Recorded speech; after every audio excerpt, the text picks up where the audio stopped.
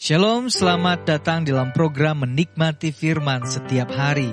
Saudara-saudara, dalam 3 hari, dalam 1 minggu, kami hamba-hamba Tuhan, GKR Tulugong bersama dengan jemaat sekalian, kita akan menikmati firman setiap hari. Setiap hari Selasa, Kamis, dan Sabtu kami hadir bersama dengan jemaat sekalian dan kita nikmati firman setiap hari. Dan pada hari ini sebelum kita menikmati firman, mari kita bersama menaikkan satu pujian yang berjudul Tuhan adalah Gembalaku.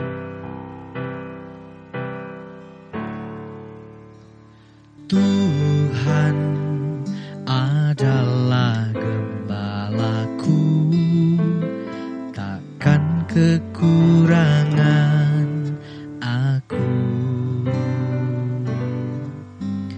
Dia membaringkan aku di padang yang berumput hijau. Dia membimbingku ke air yang tenang. Dia menyegarkan jiwaku. Dia menuntunku ke jalan yang benar, oleh karena namanya. Sekalipun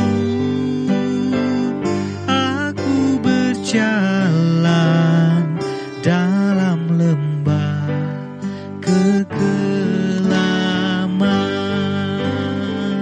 sekalipun aku berjalan dalam lembah kekelaman.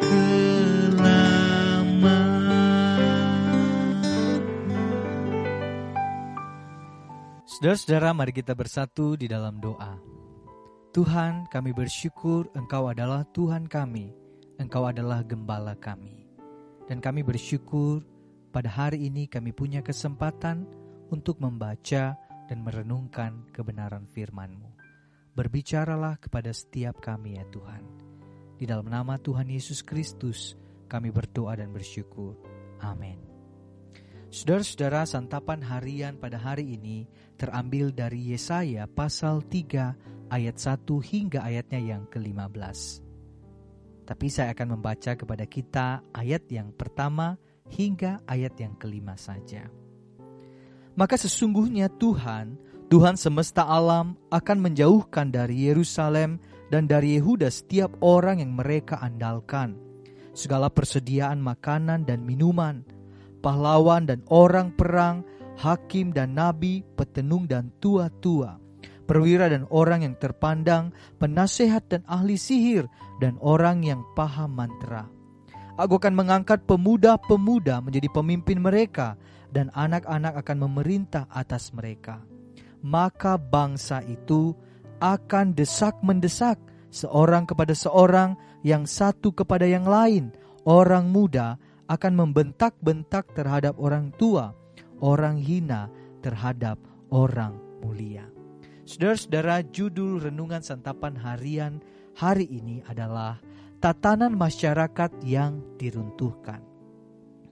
Suatu masyarakat akan berfungsi dengan baik jika dipimpin oleh orang-orang berhikmat. Sejarah itu menunjukkan bahwa pemimpin sangat menentukan arah dan tujuan dan masa depan masyarakat yang dipimpinnya. Pemimpin bijak akan membawa masyarakat kepada keberhasilan, sedangkan pemimpin bodoh dapat membawa masyarakat kepada kehancuran. Di sini kita melihat Tuhan akan menghancurkan umatnya dengan cara meruntuhkan tatanan mereka. Ia tidak lagi menyertai Yerusalem dan Yehuda. Ia akan menghilangkan para pemimpin yang mereka andalkan, seperti pahlawan, orang perang, hakim, nabi, perwira, orang terpandang, dan penasehat. Bahkan mereka yang walaupun tidak sah dianggap menjadi pemimpin atau orang penting oleh masyarakat. Contohnya petenung, ahli sihir, dan orang yang paham mantra. Tuhan akan mengganti para pemimpin formal maupun tidak sah dengan pemuda-pemuda dan anak-anak, yaitu orang-orang yang tidak memiliki kualifikasi sebagai pemimpin. Semua tatanan masyarakat akan terbalik. Orang muda akan membentak orang tua. Yang hina melawan yang mulia. Orang yang mempunyai kualifikasi tidak lagi mau menjadi pemimpin karena mereka melihat tidak ada keuntungan. Hal itu Tuhan lakukan karena umat sudah melawan Tuhan. Saudara-saudara, salah satu cara Tuhan untuk menghancurkan suatu bangsa adalah dengan membiarkan orang-orang yang tidak berkualitas menjadi pemimpin. Orang tidak mau memimpin karena tidak lagi menguntungkan. Dengan terbaliknya tatanan masyarakat, kehidupan yang teratur itu tidak mungkin terjadi. Bapak Ibu Saudara-saudari, kita perlu berdoa supaya Tuhan memberikan kepada kita pemimpin-pemimpin yang baik di gereja maupun di dalam masyarakat. Sungguh suatu anugerah jika kita masih memiliki para pemimpin yang baik. Marilah kita terus berdoa supaya Tuhan memberi kita pemimpin yang baik, pemimpin rohani atau pemimpin pemerintah negeri ini, agar dalam bergereja dan bermasyarakat kita diberkati dan menjadi berkat. Saudara-saudara, saya ingin mengajak setiap kita untuk bisa mengambil waktu berdoa untuk pemimpin negeri ini, negeri Indonesia ini, dan juga untuk pemimpin di gereja kita, hamba-hamba Tuhan, majelis jemaat. Kiranya setiap kami menjadi orang-orang yang mencintai Tuhan dengan sungguh. Mari kita bersatu di dalam doa. Tuhan, kami bersyukur karena pada hari ini kami sudah membaca dan merenungkan kebenaran firman-Mu. Terima kasih karena Engkau sudah mengingatkan kami bahwa kami seharusnya terus berdoa untuk pemimpin negeri kami, negeri Indonesia ini, dan juga pemimpin rohani di gereja ini, hamba-hamba Tuhan, majelis jemaat. Kiranya setiap kami sungguh-sungguh mengasihi dan mencintai Tuhan.